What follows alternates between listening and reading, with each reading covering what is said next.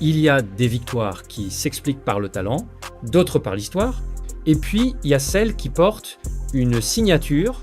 Hier soir, à Jeddah, en Arabie Saoudite, le FC Barcelone a battu le Real Madrid 3-2 en finale de la Supercoupe d'Espagne. Un score serré, un classico brûlant, mais surtout un message clair, le Barça de Hansi Flick sait gagner les finales. 2 années consécutives, 2 Supercoupes d'Espagne et une même constante, la méthode Flick. Alors, quelle est réellement la magie de Hansi Flick? C'est pas un sortilège, c'est pas un coup de chance, c'est une construction, froide, rigoureuse, implacable.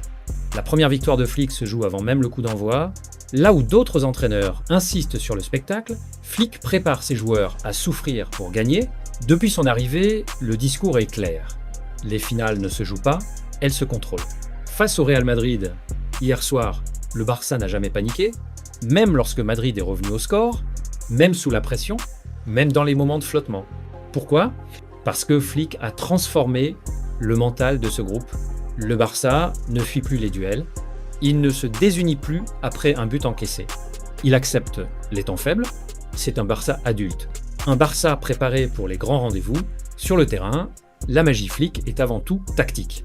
Hier, face au Real Madrid, Flick a encore frappé juste. Un bloc modulable, une équipe capable d'alterner pressing haut et repli intelligent, une utilisation chirurgicale des couloirs. Le Barça n'a pas cherché à confisquer le ballon à tout prix, il a cherché à faire mal au bon moment, les transitions ont été rapides, les appels coordonnés, les espaces attaqués avec lucidité.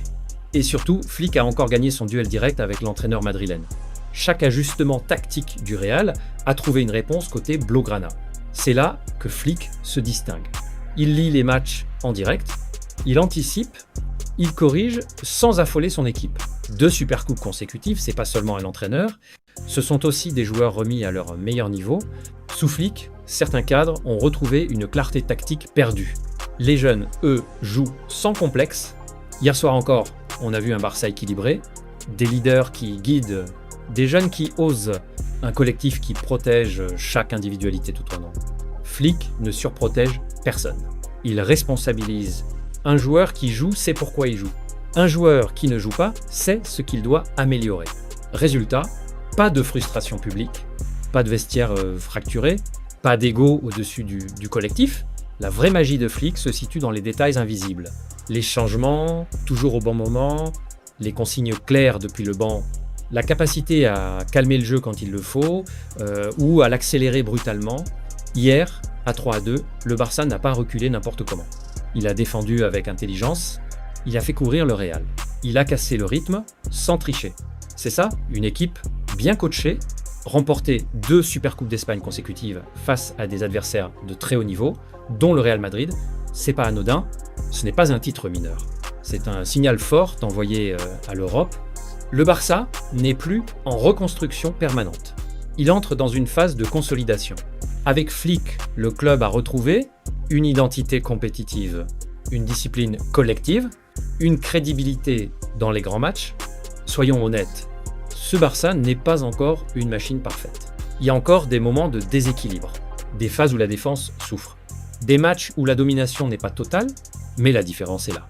Flick corrige vite, Flick apprend vite, Flick progresse avec son équipe. Et surtout, il gagne pendant qu'il construit.